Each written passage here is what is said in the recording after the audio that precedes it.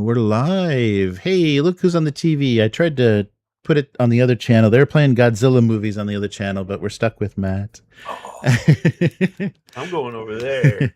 The first time I saw that, like a Godzilla movie in the wild on Japanese TV, I'm like, oh, you got it. I think I took a picture of it. That's how like, oh my God, I was about it. I mean, that was a long time ago, but I was like, Yeah. wow, a Godzilla movie in Japan. Like I couldn't have even imagined that as a kid. That's the funny thing with the resurgence. Sorry, this is not tabletop related, but the resurgence of like popularity of Japanese tourism. You know, Japan in the 80s was insanely expensive to travel to. There was bubble time. I mean, hotels, were like, $800, $1,000 a night, and, US dollars. Was insanely expensive to come here. And so most of the people that had access to the cool, hobby stuff and things in Japan were all, military. We're all on the military bases.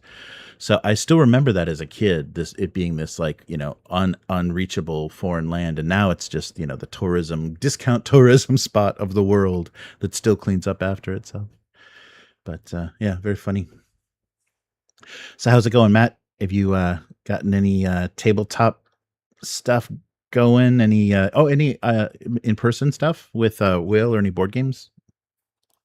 Yeah, we played a couple more sessions of that Clank Legacy game. It's Oh, going that's right. really well. Well, It's the last game I died and got 0 points, which is awesome. But other than that, it's been fun. good. 0 points. Yeah, it has Nice. this whole like, the whole basic setup is you go down into this map and Mhm. you can't come back without an artifact. Mhm. You have to have an artifact to get out and score. And there's like 2 parts to the map, and the top half you can die holding an artifact, and Mhm. you'll still get most of your Ah, points. right. Uh-huh. The bottom half, if you die, you get 0. Mhm. And because this is the legacy version, like there's all kinds of story stuff going on, and Right. we have like this. We're supposed to be an adventuring company, and we have a antagonist adventuring company that is weaved into the story and Mhm. kind of messing with us. And when bad stuff happens to us, like dying, it kind of advances their story, So Cool. I'm helping the bad guys by dying. Stop doing that. They're looting your body and gaining strength. That's cool. That's cool. You found an interesting legacy game. Have you done Pandemic Legacy or any of the other games where you're putting stickers on stuff, or like writing on Yeah, the? well, not Pandemic Legacy. There's people in our group, that group plays board games that have played Pandemic Mhm. Legacy. I don't. I don't like Pandemic. Pandemic is a solo game pretending to be Yeah. something else, Right. and that drives me up a freaking wall. And the minute someone gets into like that alpha player mode, and they're like, "Oh, mathematically, this is the only thing we can do," it triggers this like teenage response in me where I'm like, "Fuck you." Yeah. So yeah, I don't like Pandemic, but we played that one. It was, if it wasn't the first Legacy game, it was very early. Mhm. The same guy that does most of the Legacy Yeah. games, that Matt Leacock guy. Mhm. It's the one that, I can't remember what it's called, but it's like it's kind of an Age of Sail game, Oh, cool. and it was really cool. Nice. But we've had a couple Pandemic games, because there was another one that we tried that was a Euro game, Oh, uh-huh. where it was like, as you played, it added more and more weird like Euro mechanics. Mhm. Um, and in both instances, we bailed Mhm. on the games. We didn't finish them. The Euro Wow. one we didn't finish just Yeah. because the rulebook wasn't structured. And this is a big problem with legacy games, Mhm. because they have to allow for things to get added or changed. Mm-hmm. A lot of times the basic rules are a little confusing or poorly explained, or like not organized great. Right, right. And we figured out like 4 games in that we'd been doing a couple things wrong, and this one guy had built like his whole strategy on this thing that we Oh, yeah. misinterpreted. Yeah. So we're like, we just kept, after that, we're just, I don't want to play that. I don't want to play that. Now we've just gotten rid of it. Charterstone, that one was called Charterstone. Oh, okay. This Age of Sail one, and I can't remember the name of it, but we played a lot. It was me, Will, and one other guy. And we got to this point where we were probably like 3/4 of the way through the game. And the next phase of the game was going to happen if Will did a certain thing. But Will had been losing a bunch of games, so he didn't want to move into the next phase until he had kind of like recovered. Right. So we kept playing games, and he kept sandbagging, and we're like, dude, we're not getting anywhere. So that one just sort of died a sad death because he didn't want to push it through, and we were like annoyed. I was jealous. I missed out. There were part of our group played with some other people, the Risk Legacy game. Oh, yeah. And they freaking loved it. I was super jealous I missed out on that one. Yeah, that is. Then I bought the sequel. And proceeded to read so many bad reviews about it that we just never played it. Still in the shrink wrap, yeah. That's good. Still, yeah. So yeah, we played. What is that one? Sort of our 4th Legacy game, depending on how you look at it. Yeah, but this one I think we'll finish. This one seems really solid and well thought out. Nice. Oh, that's cool. That's good to hear. Yeah. Yeah, with the stuff where you're like, making permanent changes to the game, you got to have a good group. You can't have, people that are just going to flip the table or whatever. That's hard. Nice. That's why, like, with co-op games, there's 2 smart things they can do with co-op games. They can hide the math a little bit to prevent people from right strong arming the group. Or they can just make it so freaking difficult that you don't have time to like math it out and like there's one we love to play, we never win, called Ghost Hunters. Have you ever played that one? I've heard of it. Yeah, I never played it. Yeah, it's a really cool game because it's like Shaolin monk types defending a town against undead invasion kind of thing. And everyone has their own power. They're all asymmetric. They're all very different. But the game just brutalizes you. Like I think we've lost on the second turn before. Oh wow! So you have no time to like argue about what to do or anything. You're just like, I'm gonna go over there because it's on fire. I'm gonna go over here because this is on fire. And everyone's all cool. Just do what you can. Nice. Yeah, I wonder if that's what, pandemic was supposed to be, more of, and they just couldn't, it was just not complex enough that it forced people to kind of make panic decisions. And also I like when there's like some role playing or some character reason that you would do something in a game that may not be the best choice, like in RPGs. I think that's fun in cooperative games, especially because, once you've got somebody, mathing everything out, it's just like, well, you're going to do more damage if you stand over there. It's like, okay. That's why that Dead of Winter game was kind of cool because everyone had their own secret goal. Right. Oh yeah. That in addition to the just staying alive thing.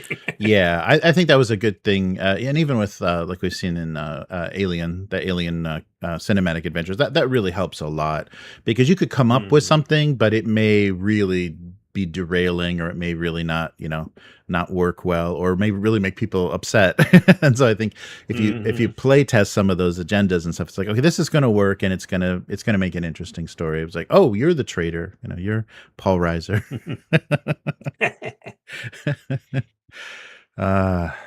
Nice. All right, well, let's get started for this week. Good to see everybody in the chat. And sorry, no, and unless I make the same mistake on this PC, no 12-hour chat this week. Or 12-hour live stream. Yeah. But check that out last week. I got back on and bitched about something. And thank you, Abyss and Clarion, for showing up and supporting my... I'm impressed they were on there when you got back on. Yeah, it was crazy. Yeah, Abyss popped up. I'm like, uh-oh, they're gonna find this, aren't they? Yeah, crazy. All right, so let's get started.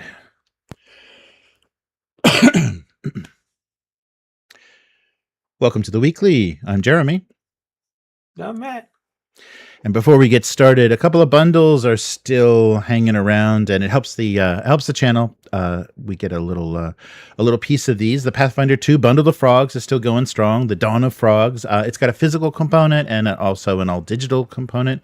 So check that out. And Paizo is reminding you the keys expire at the end of this year. So if you back it, redeem those things right away, or they're going to expire on you. And another one that I thought was interesting was Mammoth Chronicles. So this was a Kickstarted. So the content for it is 5e, but they did 8 adventures. And for each of these, basically modules, for each of these modules that they built, they did all the miniatures for everything you're going to encounter. So 133 STLs.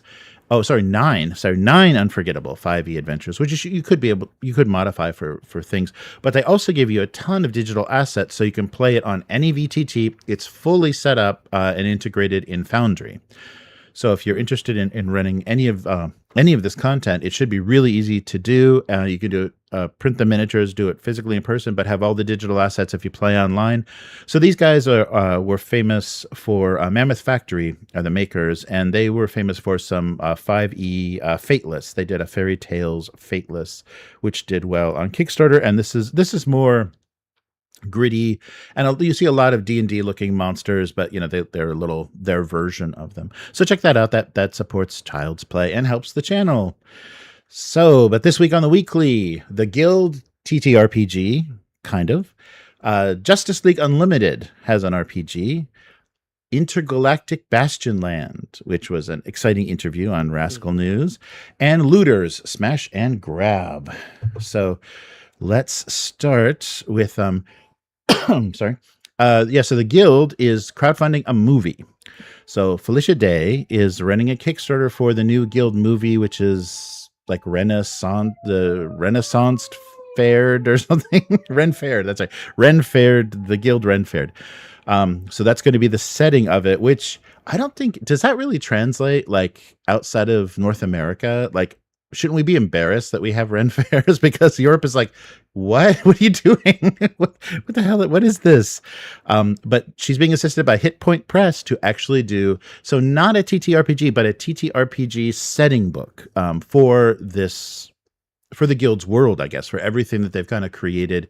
And if you don't know the Guild is a web series that was running for many, many years, 2007 to 2013, written by Felicia Day, an original web series about a gaming club who played an MMORPG video game.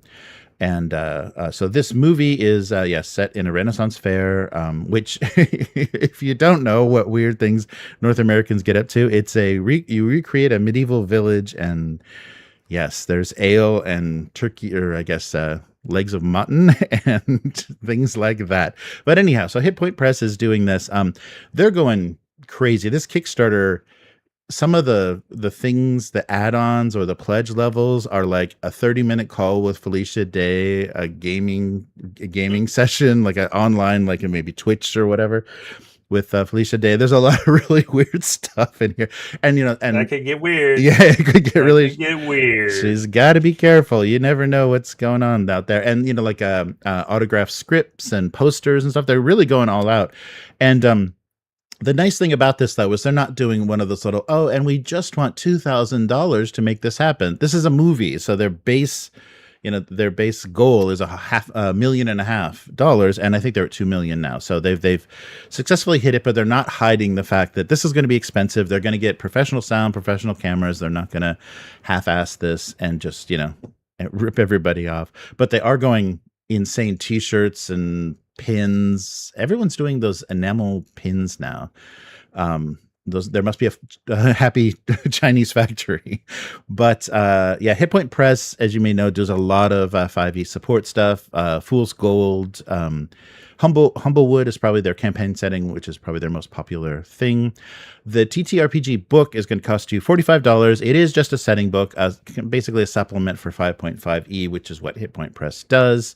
But if you're a fan of this show and like what they did and what they kind of the little bit of world building that they did, it might be fun. Other things on this campaign, they're doing metal dice, a comic book omnibus. I guess Image Comics did a series for them. They're going to do that as a one collection, Blu-ray of the original series. So if you hate watching them on the internet and you want to see it in 4K, there's going to be Blu-rays of the original The Guild, stickers, signed script. People looking at their computers. Yeah.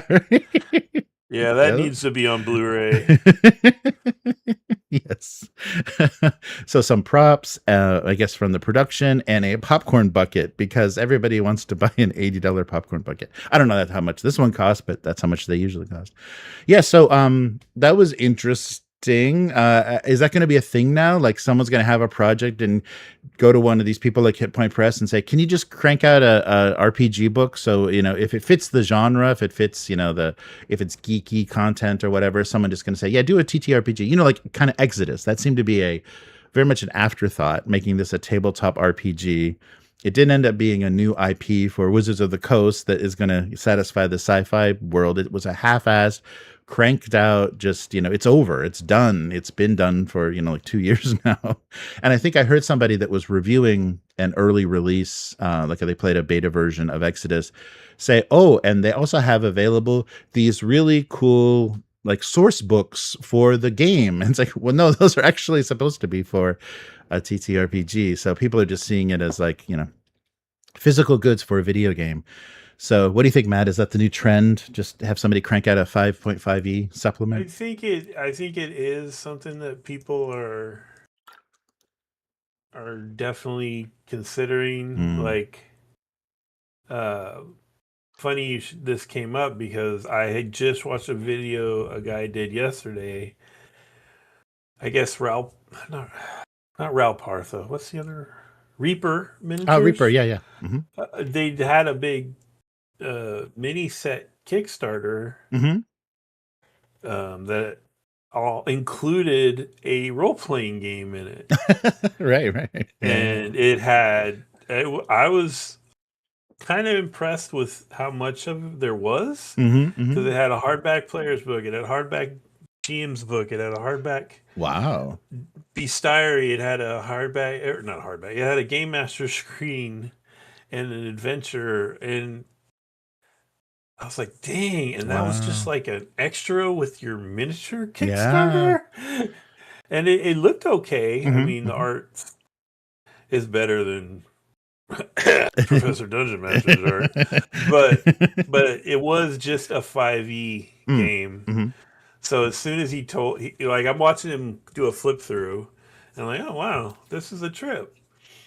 And he even titled the thumbnail, did I accidentally find an awesome new role-playing game or something like that, Right. And so that's what piqued my interest. So I'm watching him, he's flipping through it, and I'm just kind of looking at the art and stuff. But then he's like, yeah, and it's 5e. I was like, oh, yeah. Damn it. Yeah, a lot of the digital sculptors, to kind of value added for their Patreons and stuff, like throw in 5e content. They'll make a monster and they'll say, here's the stats for it for 5e. Like they'll give you like a stat card or a page, basically like a page out of a monster manual. So I wonder if that kind of thing has started it. It is kind of being a value added. It's one more thing. You do the t-shirt, you do the pins, you do the TTRPG book. Yeah.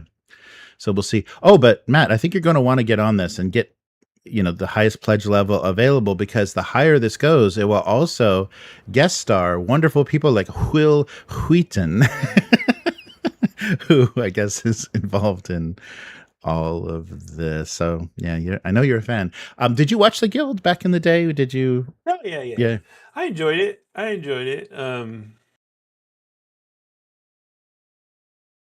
yeah. I'm sorry, I'm being distracted by the chat. Apparently, we have new logos in our names or something now. I don't know. But anyway, um, I enjoyed it. For me, like, it was her crossover to Hanging with Will in that other Yeah, yeah. show that ruined it for me. Right. His tabletop Will whatever. Wheaton, by the Yeah. way, not our Will. Yeah, yeah, right. um, Star Trek will, yeah. like, I think that show was well intentioned. I just Yeah. think he's a piece of work.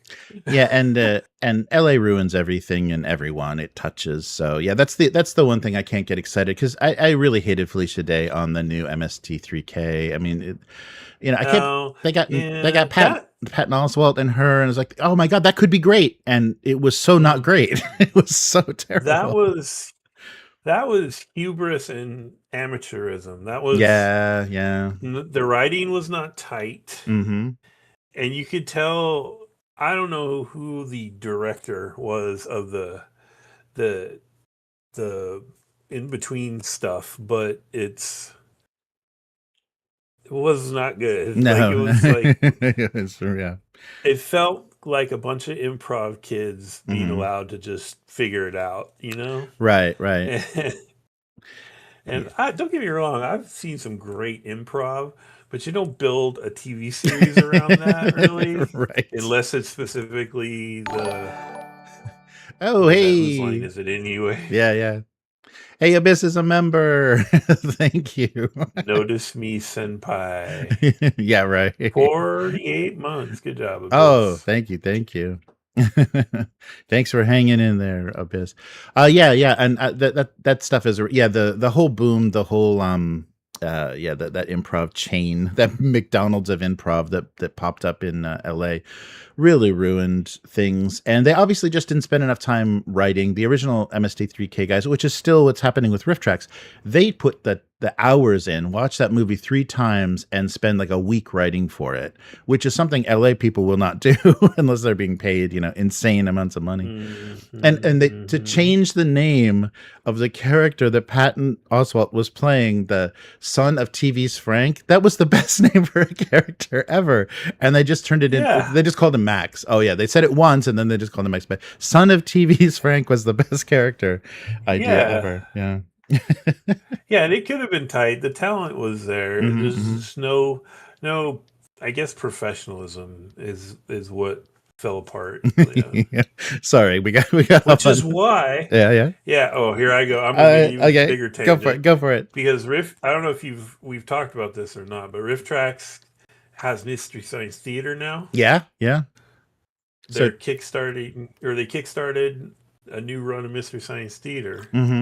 And I'm pretty sure it's because Joel was just like, this ain't working. Yeah. You just like, you guys know what you're doing. You're actual professional writers. Let you do this. Yeah. You still care. I mean, I think Joel stopped caring halfway through the production of that show, and that's why he left. And wanted fame and fortune in Hollywood. That was silly. But did you ever see any of the cinematic Titanic? We should talk about this after the cast. See any of the cinematic Titanic episodes? Yeah, those were good. They still had it, and that had Joel, and that they still had it then. But yeah, and that had what's his name, Dr. Forrester, Trace Ballou, who also was wrote in Hollywood for a while. Yeah. And his original sidekick, Mary Jo Pehl, is just naturally funny, which really annoyed me too with the new Mystery Science Theater, because they brought her on as like she was like, what was she, like a clone or something? Yes. And it was just it was dumb. Yes. Anyhow, so that's going on, and you can pledge for Will Wheaton if you really want to. But yeah, that was No. something that was surprising. Another surprising thing is we're getting yet another superhero TTRPG. So Justice League Mhm. Unlimited has hit Gamefound, and this was a supreme disappointment because it's been 20 years without a DC, like a official DC Comics branded tabletop RPG. Justice League Unlimited is I don't know if it's supposed to be like the show, the TV series, the kind of Warner Brothers uh show that was done. That was their later seasons. They did a later run of Justice League Unlimited and kind of, changed a lot of the characters up. It wasn't the classic Justice League, and so they could expand it. So I don't know if that's why they're what they're doing with this, but yeah, so it just showed up on GameFound, and it is including writing and I don't know advice from Mark Waid.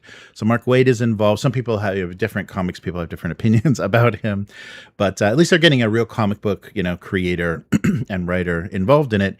So yeah, first new one in about 2 decades, co-authored by Mark Waid, but it comes from D20 Culture. And so I'm like, oh, who, what, who, where? So D20 Culture, let me tell you about these guys. They're a high growth boutique tabletop game publisher. And here's a quote Oh from them no. on their website. We bridge massive global IPs and high fidelity gaming, combining premium products, values with deep lore accurate mechanics. And they are an official Warner Brothers Discovery partner. So this is those other guys that do all the other IP crap for Hasbro. This is that all over again. I don't think there's any love in here. And they've developed Lord of the Rings stuff, DC stuff in the past, and Ben 10. So yeah, this is just put an IP on it and get it out the door. Oh yeah, you roll a D20. There you go. Go go go. So we're getting 3 core rule books, a main core rule book, which is the rules. I guess we're getting the Watchtower, an adventure campaign book, and it'll have various tiers of play. So I guess they're going to have like rankings of the superheroes, the more godlike you get. And then a book called Crisis Protocol, which is a manual of monsters, a rogues gallery of threats and villains, and some short scenarios to get you started. So they're reassuring you because they're one of those kind of shops. It's 100% already written. So all they need to do is send it off to production. So give us the money, money please, money please. And but they're still not going to have it out until a year from now. So it's not. They could do it this if it was ready and they just needed to print it. They could do that this year, but I guess they're also including like statues and dice, and there's all kinds of extras that maybe slow that production down. If they're just doing a book, they could get it to you sooner. July 2027 is when this is supposed to arrive. And another quote from these D20 Culture guys: superhero role-playing games are a huge draw wherever you go, whatever system you use. I think because people just love making up powers and figuring out what you could do with them. And in Justice League Unlimited, the RPG, you have so many options for making your own hero. So yeah, some of the advantages that they give you, you could have different origins, like a Kryptonian, so Superman, a construct, so the metal the metal guy, I forget his name, an Amazonian, oh Wonder Woman, oh the Speed Force, Flash, or maybe you just even be from Gotham City, who knows, and inherited a lot of money from your family. It's yeah, that's not giving me a lot of I'm not impressed by those options. And then archetypes are, champion of tomorrow, gadgeteer, or genius. I think just go with genius. And then 75 different powers and upgrades. They show in their little video, they show some of the statted out characters, and they have all of these abilities on their cards. And you're rolling a d20, and Batman's combat skill was plus 21. So I was like, what? He just wins every time. How does this even work? Because I'm assuming it's a roll plus a So stat. yeah, so here's what it says. This is the crowdfunder site is super scanty. Like Yeah, it is. the details are really vague. There is a quick start. Probably have to look at that Oh, sometime. yeah, But yeah. Mhm. the core mechanics of the game are simple. Roll a d20, add your modifiers, parentheses, like powers, equipment, archetype abilities, and more, and compare it to a target number, also known as tension. If the final result is higher than the tension, it is a success. But the action doesn't stop there. If you beat the number by 10 or more, you get a splash page, a critical success worth a full page comic spread. That's not a great. So Yeah. see, here's my problem. Like, I think because Arturo was showing off on our Discord Mm-hmm. that he got the new one from Free League, Invincible. Invincible. Nice. And I want to see what they do. Yeah. Maybe Arturo, if you're still on the chat, you can chime in and talk about it a little. But my problem with most superhero games is what I expect the fighting to be really dynamic, and the use of your powers should be interesting. Mm-hmm. And if it's just all down to a single D20 roll, With a plus 21 man, modifier. Yeah. let's just go play old school. Like, what are we doing here? Yeah.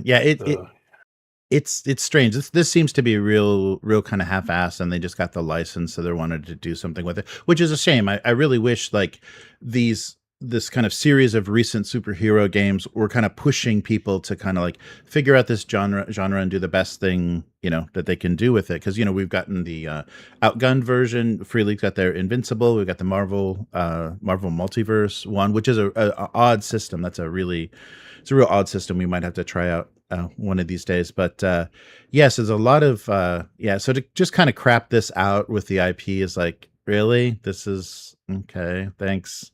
Got some recognizable logos there. Yeah. What you said at the beginning about there being like tiers of play, that's another problem with some superhero games. It's like you have to figure out how to make a game where Hawkeye You're right. and Colossus, yeah, you can assemble the Avengers, get to play in the same sandbox, right? And right. both feel like they're getting shit done. You know what I mean? Yeah, like, exactly. Yeah, no, that's true. If you separate and say, "Oh, we're all going to play the Uber heroes," that's no fun. Godlike heroes over here, and kind of people that can't fly that just have military training over here. Yeah. Yeah, right. You go sit in the Black Widow section. right.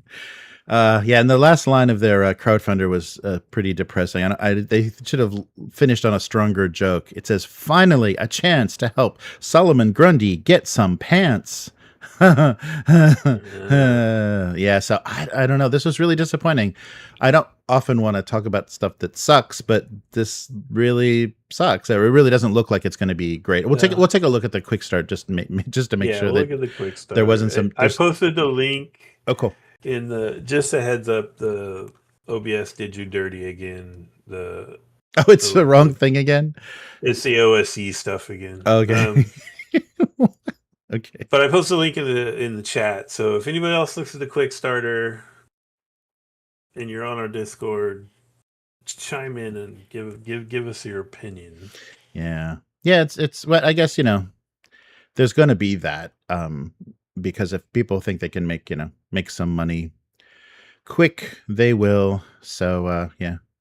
Too bad that. See if I can fix my problem. Oh, we are playing.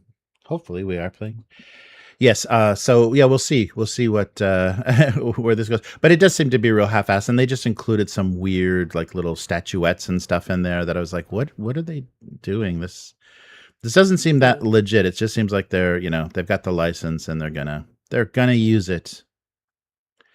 That's why I like the DCC ones. Mm-hmm.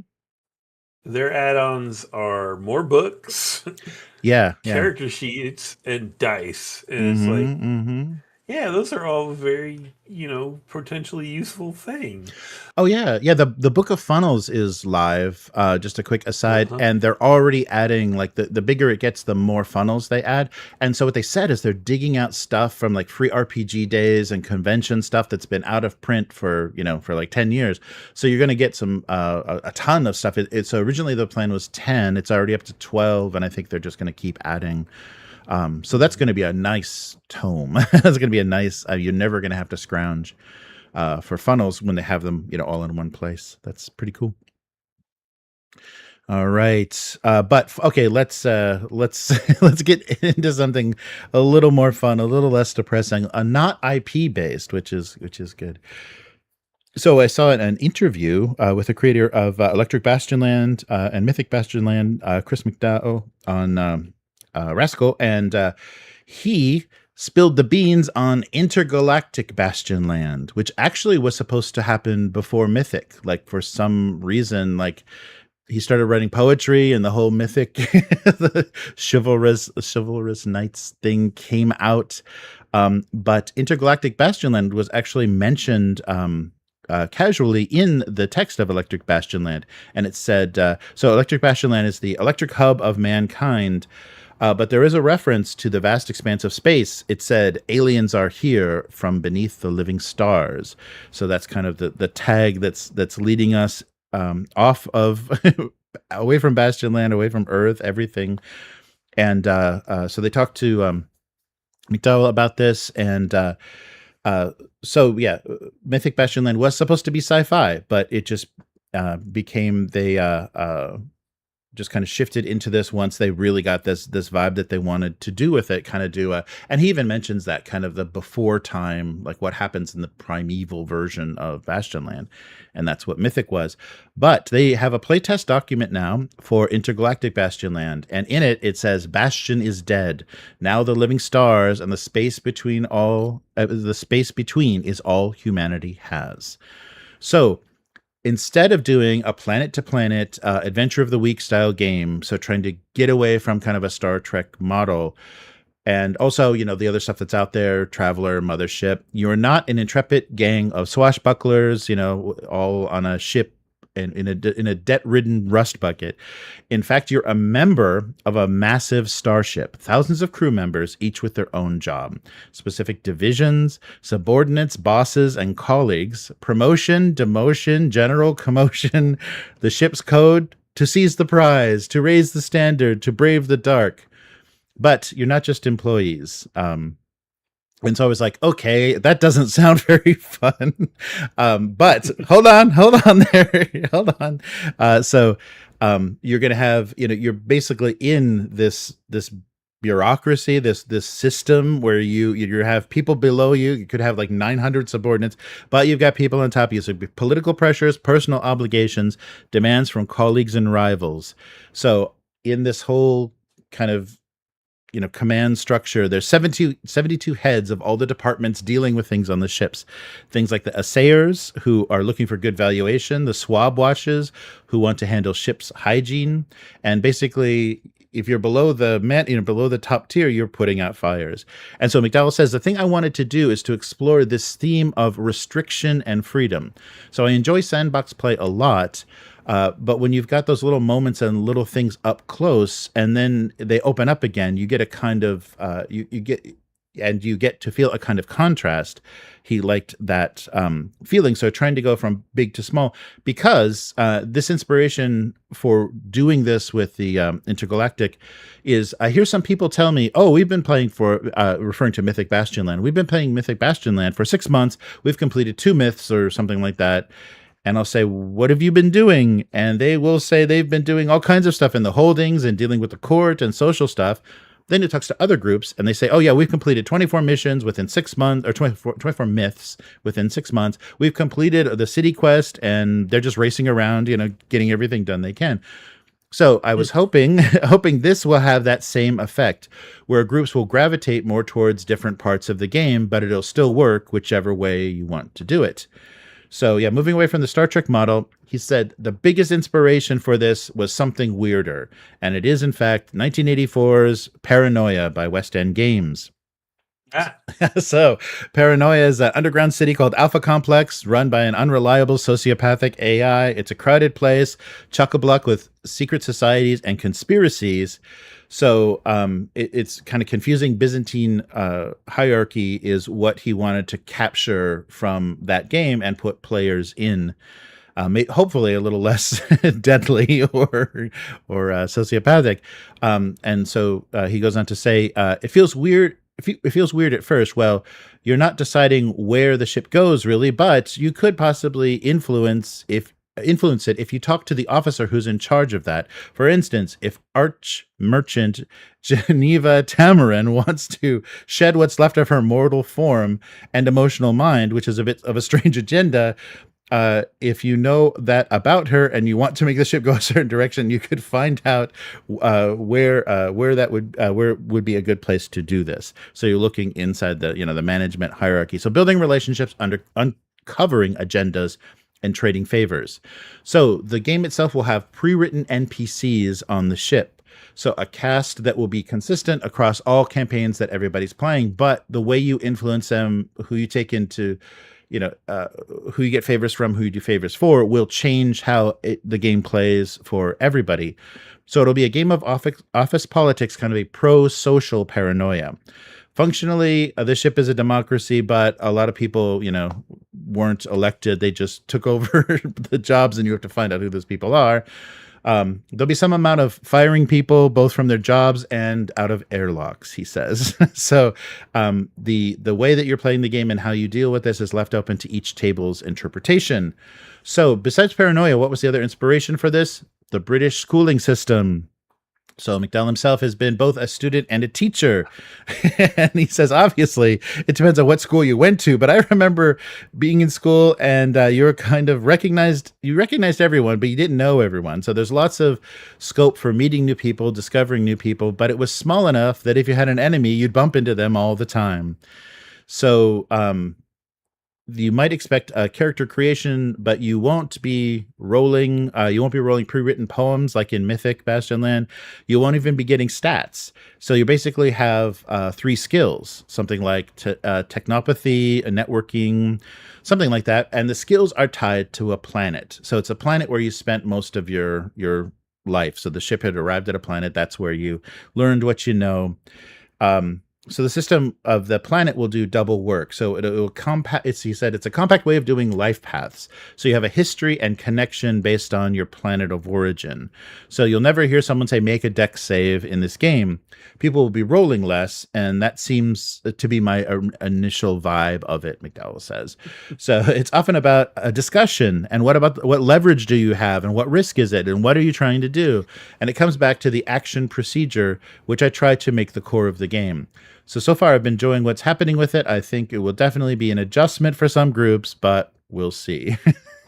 So some of this description reminded me of the B arc in that crash landed of telephone sanitizers in Hitchhiker's Guide to the Galaxy. I guess in the radio plays, but yeah, the useless people. So it could be a ship full of useless people that are just vanity, and their agendas are just completely ridiculous. So there's not really a direct replacement for the myths in this game, but he did say he enjoyed writing the 72 poems that were the origins of these knights, but it was a lot of work. So the location of your characters and the weird things about the planet are going to do a lot to kind of build kind of do a compact life path of your characters, and so that's its own little gimmick. So last thing he says is there's definitely a lot of an element of wanting to be contrarian, because I really don't want to do the same thing, the same book again. I'm very happy with how Mythic Bastionland came out, and I want people to know going in that this is going to be the goal, for it to feel very different to that game. But if you like that game, you'll hopefully like this one as well, similar in terms of what I'm going for in the design, but very different in specifics. So it's still a ways off. He said possibly a crowdfunder by the end of this year, but there's a playtest document. They're still messing around with it. So yeah, quite a lofty vision. What do you think, Matt? Are we going to be playing Intergalactic Bastionland? Well, we haven't even played Mythic Bastionland yet. Yes. I don't know. I'm worried. I appreciate Chris McDowall, but he's like turning into the Jackson Pollock of role-playing games. Every time he makes a new game, it seems like he's divesting himself of what makes typical role-playing games even more. Right. Yeah. I mean, I feel like the next one might just be a pamphlet where you guys it just has a bunch of conversation starters or something. Like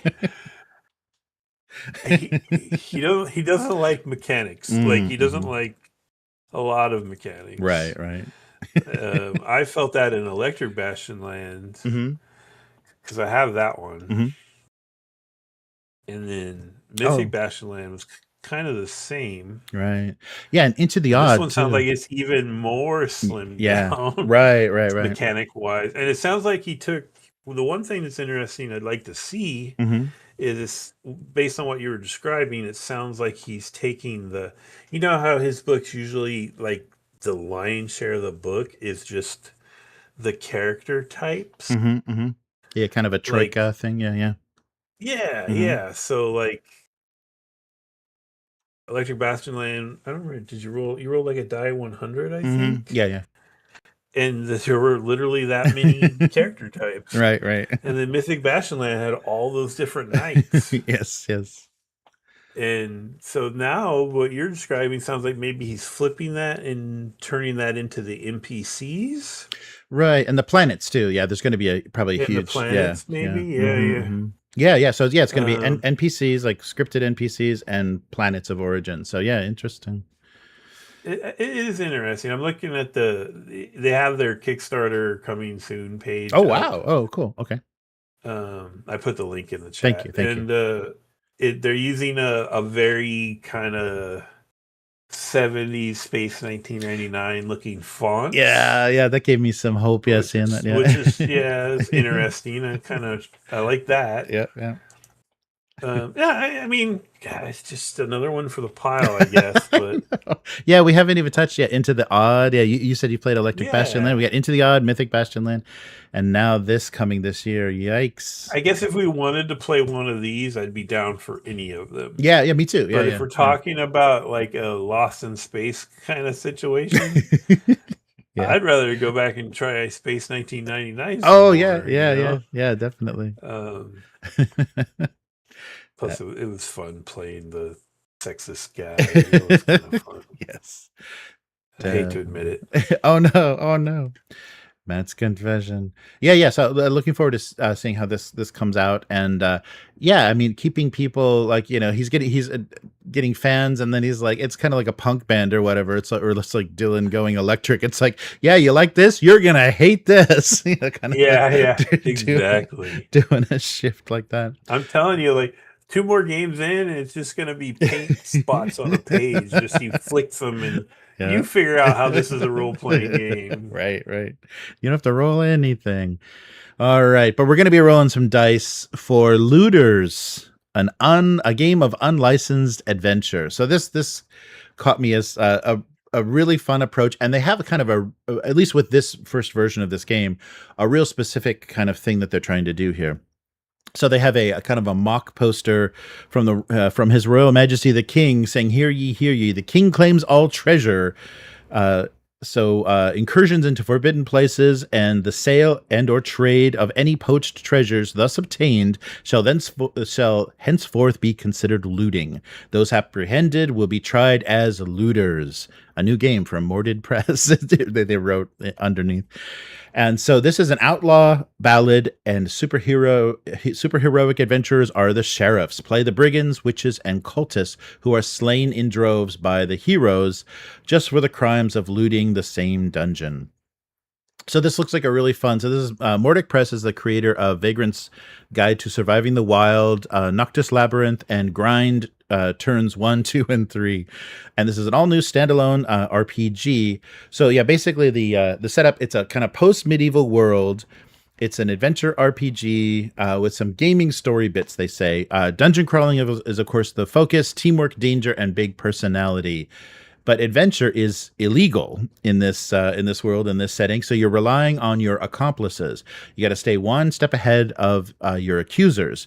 So you will have the perils of an ancient dungeon. It's a dice pool system. You'll have methods and specialties, and then personality quirks that are going to be part of the character design. Then there are going to be dangers from fatigue, dwindling supplies, and lurking monsters. So basically, there's mechanics for hauling all this stuff out of the dungeon. It may be similar to Clank, like how much you can get out and what it's going to be worth.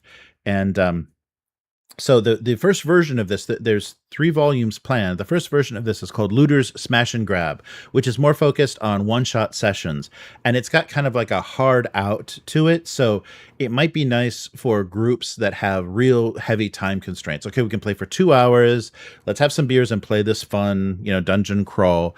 Because, basically, it's the cops, 5-0. You start shouting as you're trying to get out of the dungeon with whatever you've been able to scrounge. So limited time in a dungeon, the authorities will come and run you off. So looter sessions always end with a bang. You either get away with your loot or you get nabbed and thrown in jail. So the book itself for looters is going to be a 60-page booklet. You can create some looters and then play the dungeon crawling stage all from this book. So in the book is included booking of your new looters, so the character creation. So your first 4 criminal charges, brigand, the thief, the heretic, and the witch, and I think they'll be expanding on that. And then 8 detailed NPC accomplices that'll help you do the deeds. Weird and wonderful new rules for hauling and stashing your treasure, so you can get it out and try to sell it, or you just take it out and bury it in the ground, or give it to somebody to hopefully recover later. So coins and magic wonders you're going to be retrieving out of there. So there'll be unique danger rules emphasizing wit as much as weapons. And then the steps for the judge, the GM, to bring the dangers of the dungeon to life. So example, threats, traps, and monsters. And of course, many, many illustrations. So until the end of July, because this just came out, so kind of their launch month special, you get 20% off if you order it directly from them, either the hardcover or the physical book or the PDF. Actually, I'm not sure if don't quote me on that. I'm not sure if it's actual physical book yet, because they're also on itch.io. So it's drive through and itch, so it may just be a PDF. 20%. It's like it's just a PDF. Just a PDF. Thank you. So 20% off on the PDF of the first book, and that will end this month. So what's next? What's coming up? What are they doing? So Smash and Grab is just the book that'll get you into it, let you do one shots, but they're going to expand the way to spend your ill-gotten gains, get back to the dungeon for more, kind of stretch it and build a campaign. So build up a nice stash of coins in anticipation for Book 2, Looter's Life of Crime. So survive the mean streets of Highwater, hawking your loots and staying one step ahead of the Brotherhood of Shields, introducing the Rebel Charge, a principled fellow who rouses the rabble. And then Book 3, it will be the third book in this trilogy, On the Run. So get out of town, head into the wild, beyond the reaches of the law, find new towns with fresh cover for your operation, maybe set up a hideout in introducing the Vagrant Charge, a survivalist recluse who has no use for the ways of city folk. So yeah, it looks like they've got plans. They're building a world that this immediately reminded me of the already crowdfunded and the upcoming Low Life from the Dungeon Degenerates, Sean Aberg, the Dungeon Degenerates creator. You just start out as scumbag prisoners. You basically have criminal charges and you're just low life. So this immediately reminded me of this. But I like the idea of, basically if you've got a time limit, you can play until 10. You just call it. You look at the clock and you say, okay, we got 20 minutes left. Okay, run for it. You hear the town guard. You hear whoever's after you. Entering the dungeon. You got to get out and get past them to make this successful. What do you think, Matt? Smash and Grab sound like something you want to do in a dungeon? I mean, that would be fun, like for us to play a one shot. I have 2 minor concerns. Okay. I'm always the negative one, apparently. This is not good. It's the burning wheel system. Oh, okay. All right. Which that ain't a fast system, right? Unless they've really modified it. I mean, I guess the weird burning wheel social system they could just throw out, because it doesn't sound like there's going to be any of the social stuff in here. But the other thing is, it's a 60-page PDF for $20. Yeah, well, you can get a discount. Kind of like, right. 60 pages for $20. Yeah, I think it's getting hard to price because I think that Chris made that point. It's the same amount of work, whether you print a physical book or whether you just do a PDF. You just have to change the margins a little bit. But yeah, so it's hard to get what you did. And I think they made that point in the thing. Too many illustrations, so they paid an artist maybe way too much. And so they're like, we'll give you a piece of this and we'll just mark up the price, the per unit price to get you compensated for all these drawings you did. Yeah, it's a weird ongoing thing because the work it takes you to design the book is the same whether your finished product is a PDF or a hardback. But everyone knows that it costs you more to make a printed book. So then if you tell me your PDF's $20, yeah, yeah. Expect your hardback copy to cost what, $50 or something? I don't know. Right. And then it's like $50 for a 60-page book. That seems wrong too. Yeah. Yeah, it is really hard, and I think that's why the whole zine thing started because that could be self-published at a service bureau and hand stapled, and you could get those books in physical books in people's hands. But yeah, when you're dealing with publishing and stuff, the expectations, the pricing, and everything changes. That's why we're seeing.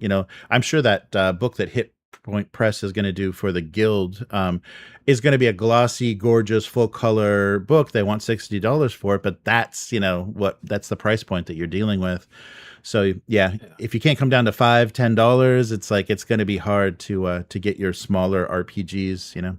And don't put it on drive-through for pay what you want because everyone pays $0. That's what they want to pay. Yeah, because I went down a little bit of a rabbit hole the other day on our Discord about chill. Oh yeah, right. I was looking into trying to figure out if there was a current edition and what was all going on with that. Spoiler, there isn't. The last real chill was Chill 3rd edition. What? How long you ago? can still get that. 2017, I think. So you can still get that one on drive-through as a PDF or a print on demand. I think a soft cover print on demand. Cool. But the PDF was, I want to say it was like $25, and the print on demand was something stupid like $80 or something. Yeah, right. It's a big book, though. I mean, yeah.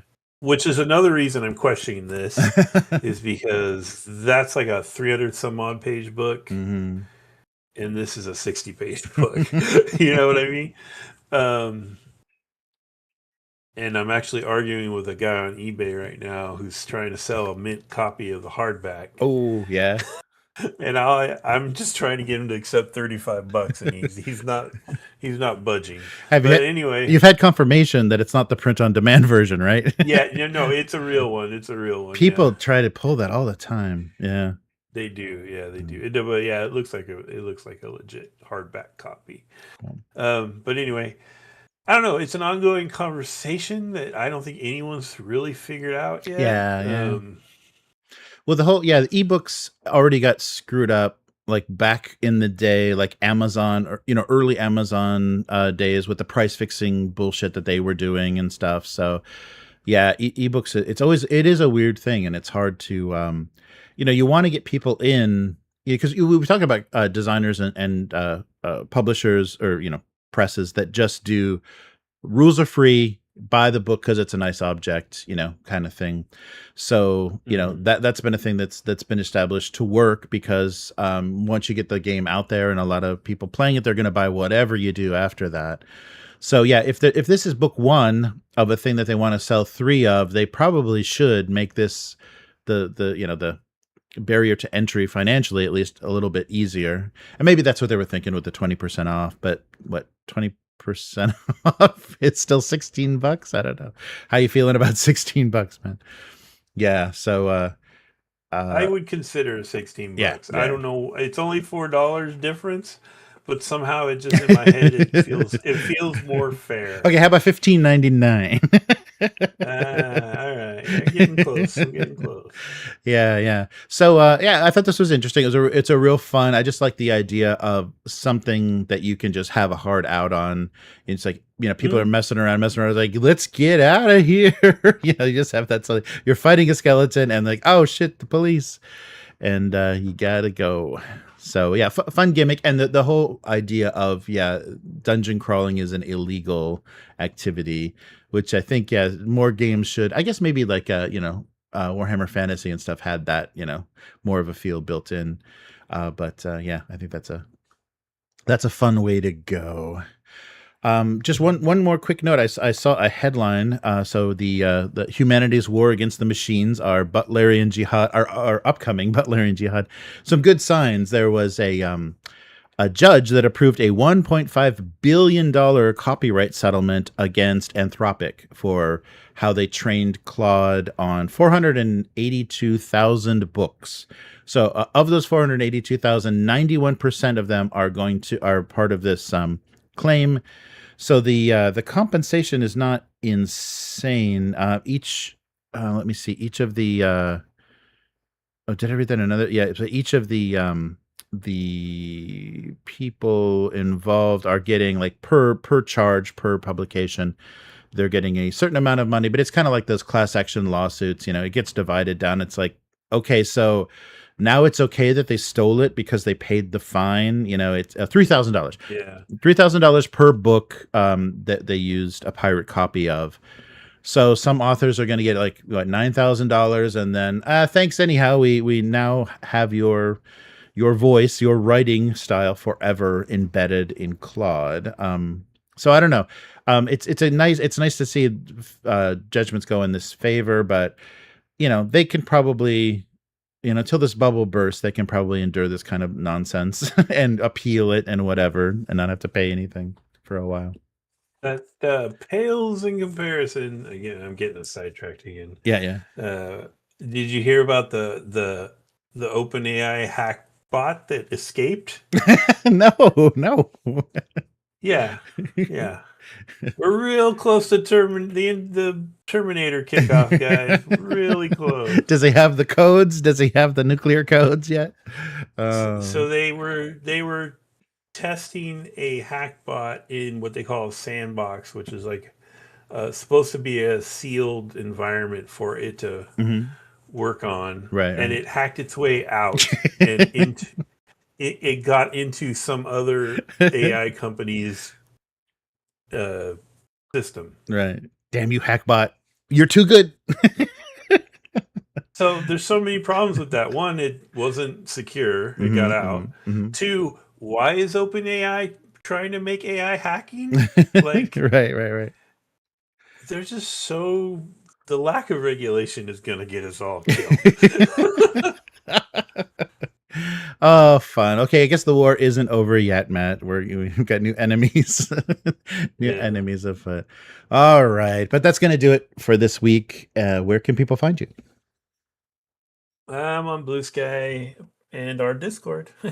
Nice. It's at Hargold on Blue Sky, HARGALD.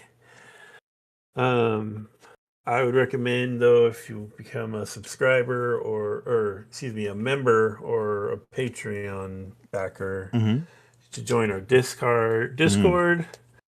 We have a small but solid crew of folks to talk to on there. And recently we've been rambling a lot about some different games, which is fun. Because on Blue Sky, I am compelled to be more political. There we go. Yeah. Enough of that. How about you? All right. So I draw a single panel gag cartoon. I've been doing that for like 20 years. You can see some of the live streams I did for that on YouTube and Twitch at Abuse Cartoons.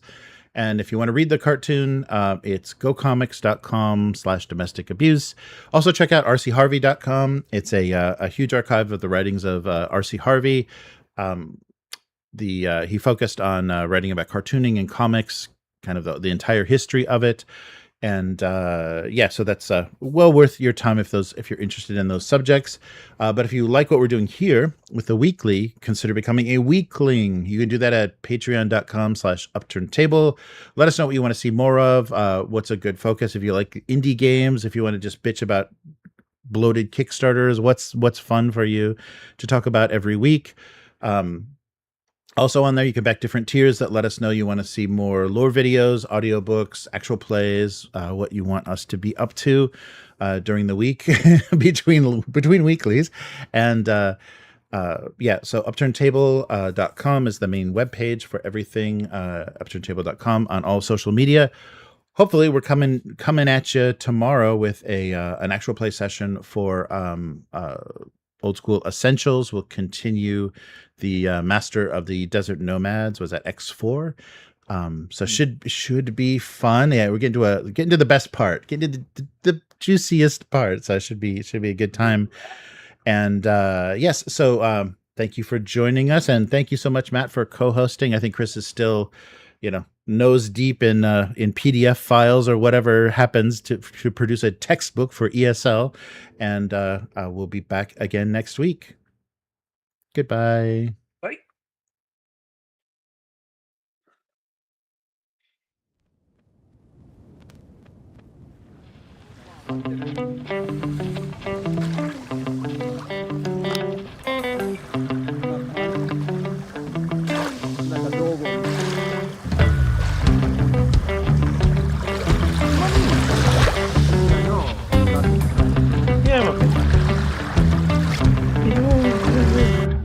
Problem with running fans all summer long is like my eyes are constantly pissed off. Ugh.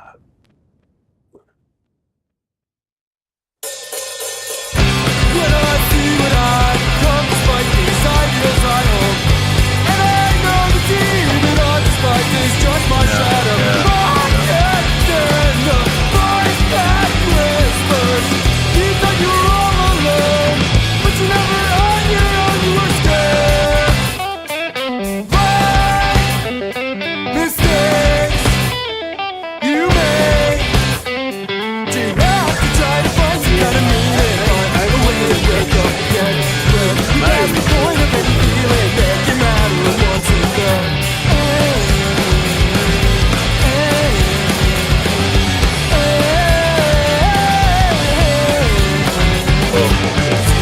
Look at all my tears. This is something that I have to do. Carry through the flames of youth. I bear the scars of my flesh as proof. I have the broken rules. All that you did happen. Now he stands up to his name. Not time, but not too late.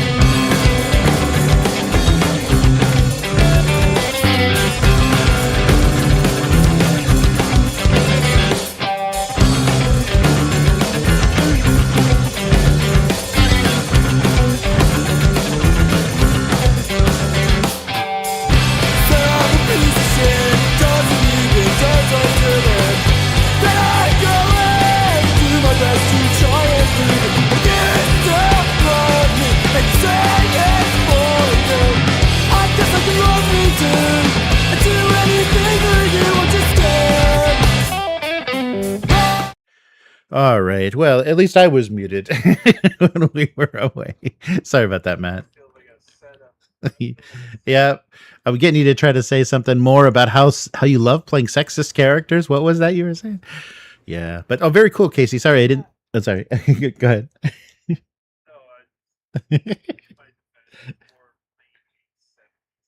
Mm-hmm. Mm-hmm. Mm-hmm. Yeah, definitely.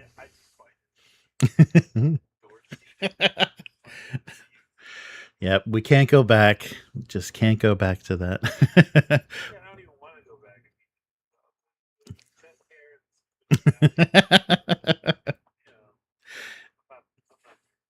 Now I'm muted, apparently. I hate this setup. I hate this so much.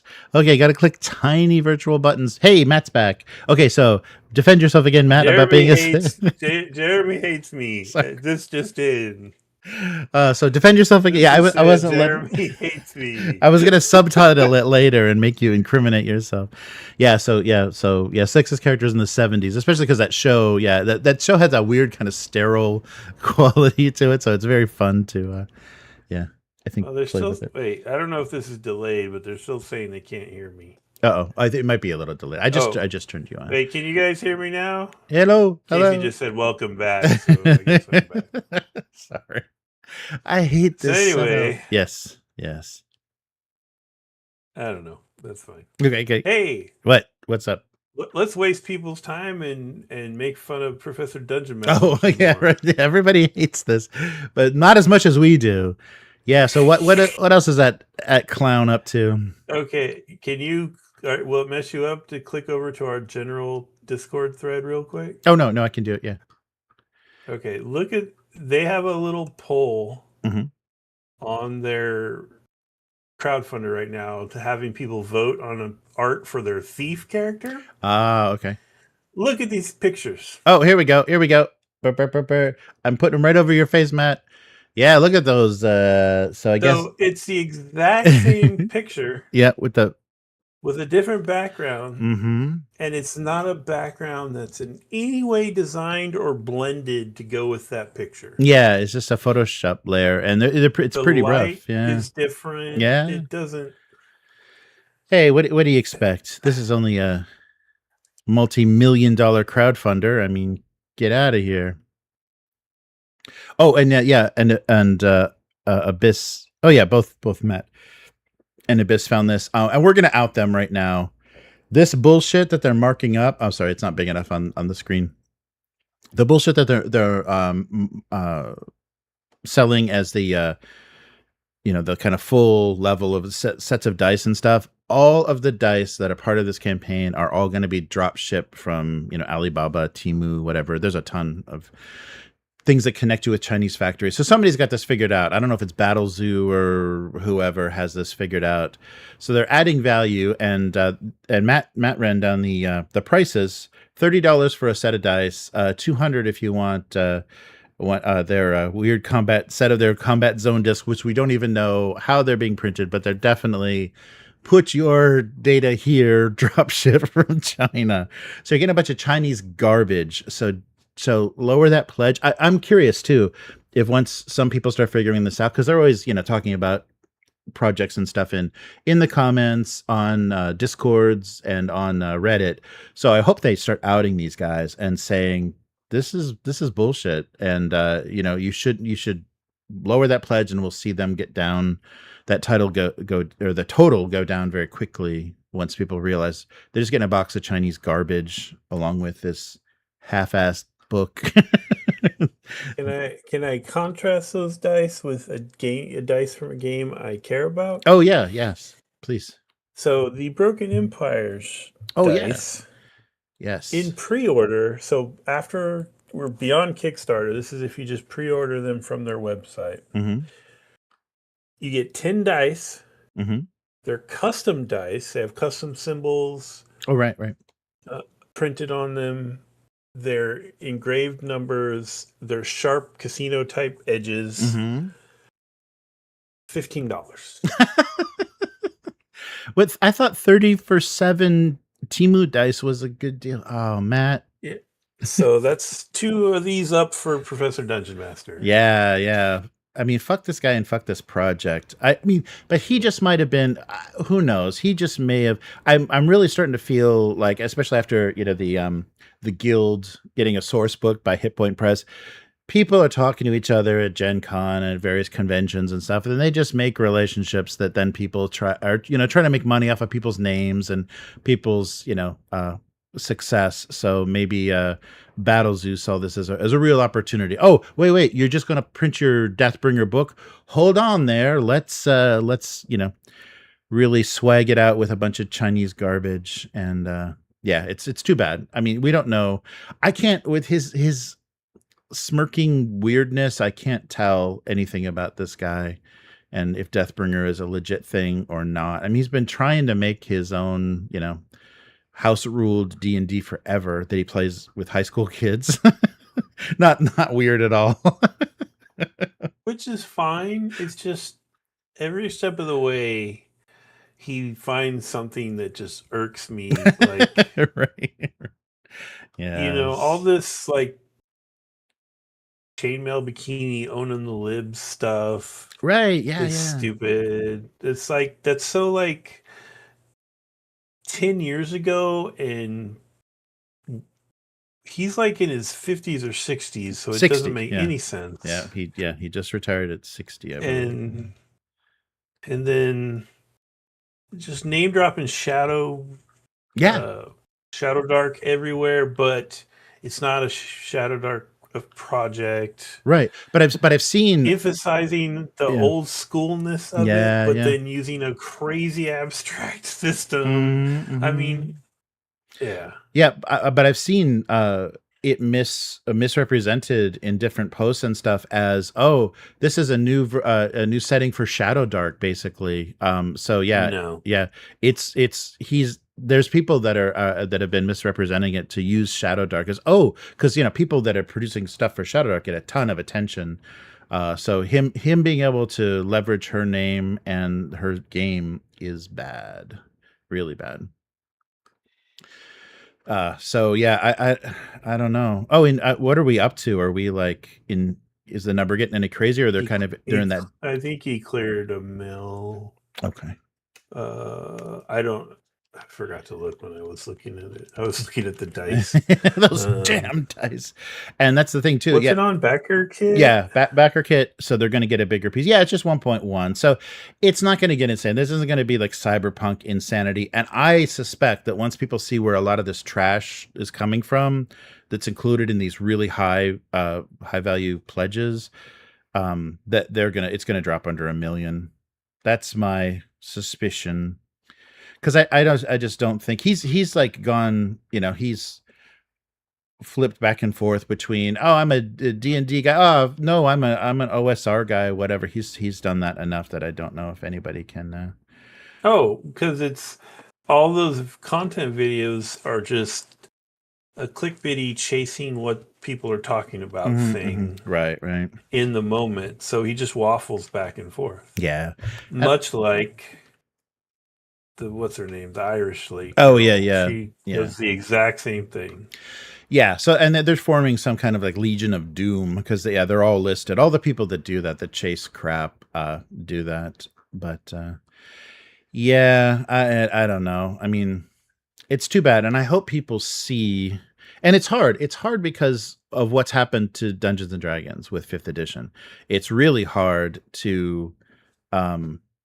I think kind of the hobby has been contaminated, and a lot of people are trying to, to get in there and look as shiny and stupid as WotC is making D&D look, so that there could be some brand confusion. They can peel off some people, from YouTube will be a way to get people to look at their game systems and stuff. Yeah, I don't know. And I think even doing the OGL thing, I think even that Battle Zoo guy, those guys who have a YouTube channel and were on doing live streams and like, doing all the freaking out. Well, probably because their livelihood was in danger because of yeah, definitely. Yeah, they're huge third party guys for D&D. But yeah, it's just the thing that's bothering me. We talked a little bit about this before the podcast is. I think what's happening with crowdfunding is something that they never really intended it to do, but it's just kind of like the weird economy of things is you got to include so much garbage so that people see your crowdfunder as an event. If you're just like, you got two options, you got a PDF and you got a book, and I've been working on this for 5 years and I hope you like it. People are like, whatever, I'll steal your PDF, next year. People have a real, yeah. I think there's two ways you can go now, right? You go the simple way where, we're making a book and you can get the book or the PDF, and maybe we have a couple other things that are supplemental, but they're not swag, they're not little bits and pieces. And those people, if they're respected or they have good word of mouth or whatever, they're probably going to do kind of the Goodman Games level where it's Yeah. like maybe they make a couple $100,000. Mm-hmm.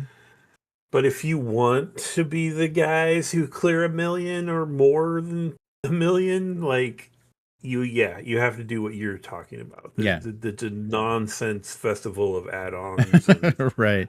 And stuff that I think even if you're in the millions, the logistics and I guess, shipping costs have been taken out of it. It used to be back in the day, it was kind of, you factored that in and, that could ruin you for a campaign. But yeah, shipping is billed later.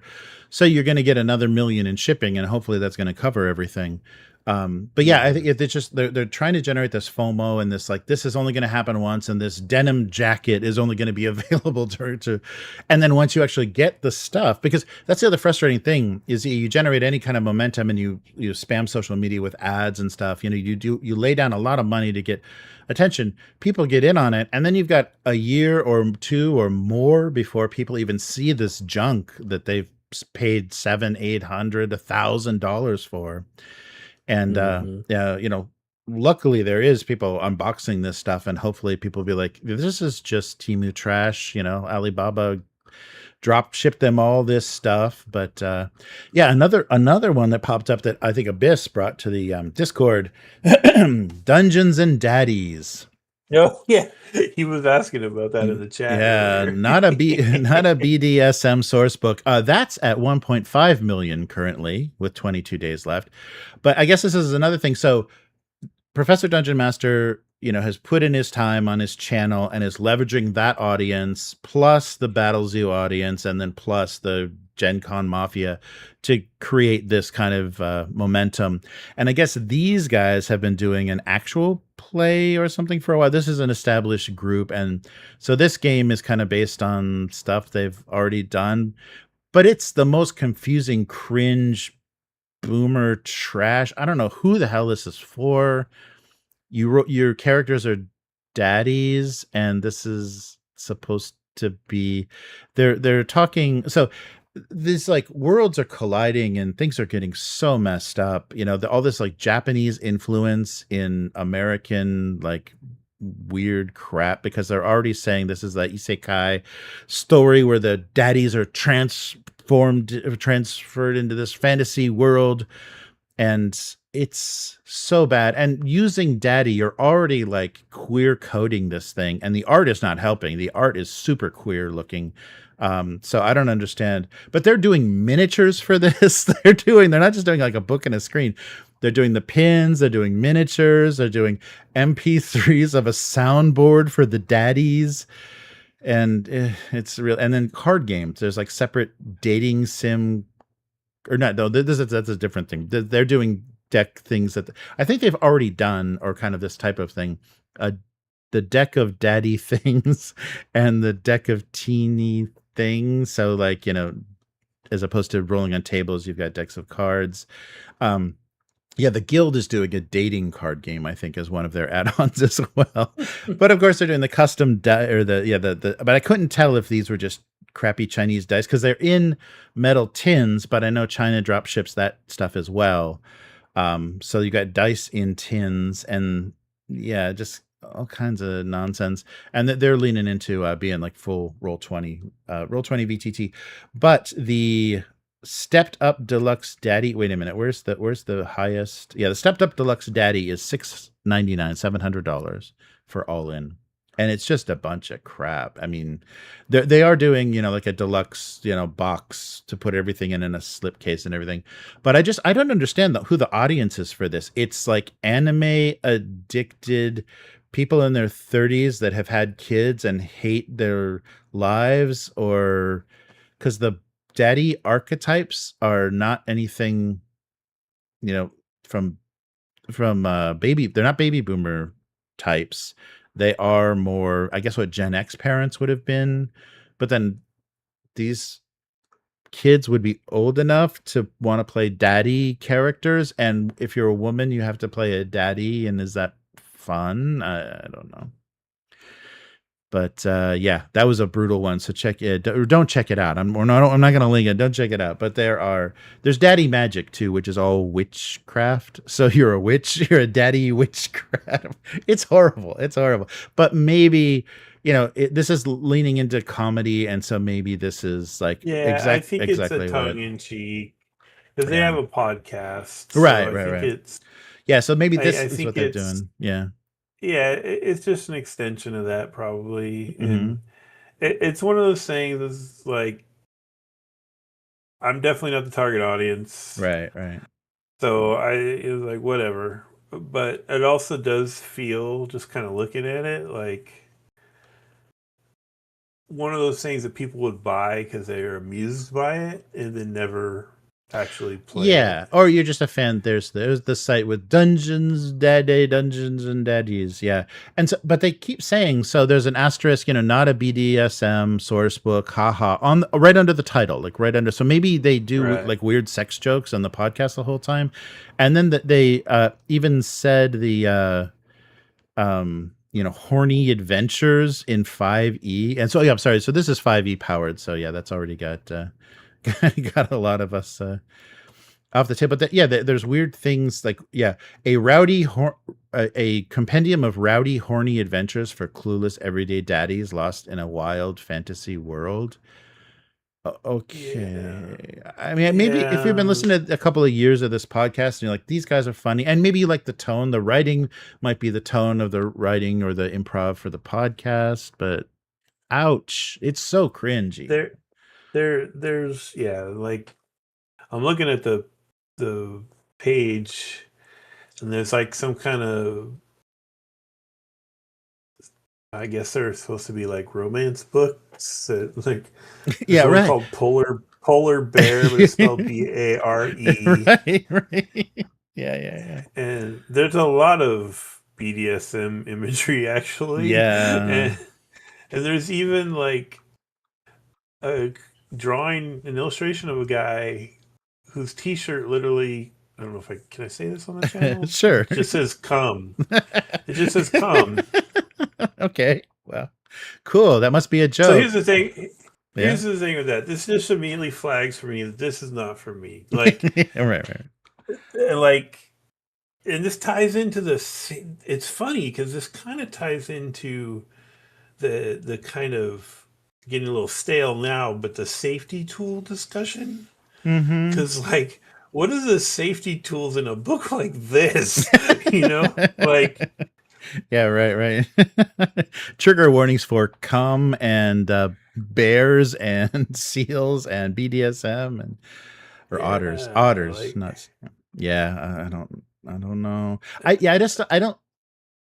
I think there's some people that would be a little bit bothered by how this seems like a bunch of weird, boring, straight people trying to be funny and improv some fantasy daddy thing in a minivan. But they're stepping on some queer toes of a lot of designers and people that are like, is there anybody here that's not straight, like, married with kids? Like the thirsty sword lesbian people are probably going, what the fuck? Come on guys. But maybe this is what I kind of think of Deathbringer too. This is their shot. Like, this is their shot to do their thing and do it big, and who knows if this is ever going to be possible again. If things break down with China, or China collapses manufacturing, cheap garbage manufacturing wise, you can't do this kind of stuff anymore.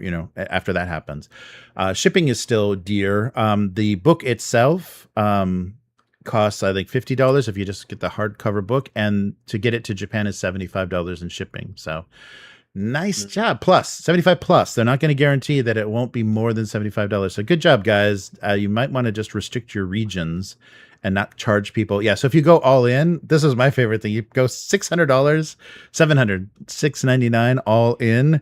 Shipping is $180 plus. So you probably get a $200 shipping bill. Then you get an invoice for the tariffs, and so you end up paying closer to $900 or no, I'm closer to $1,000 for your Big Daddy Electric all in super set, whatever it's called.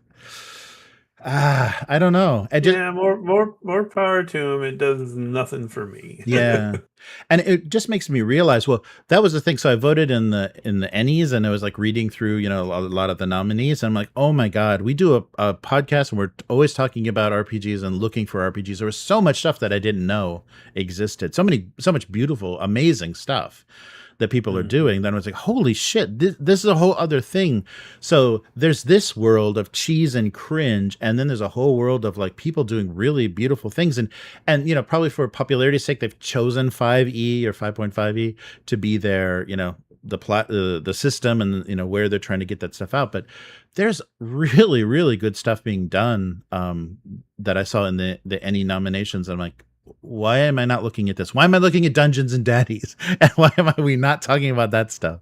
Because really beautiful, beautiful work, really, creative, interesting, like trying to, even though you got the same, kind of shit mechanics, they're trying to do something with the world and something with the setting that, like really inspires people, or really, looks like becomes something different. Not Dungeons and Daddies, though. Are you going to use your sports whistle in your fanny pack or your rock and roll guitar, Matt? You decide in Dungeons and Daddies. It's terrible. I'm glad it's horny, though. Good.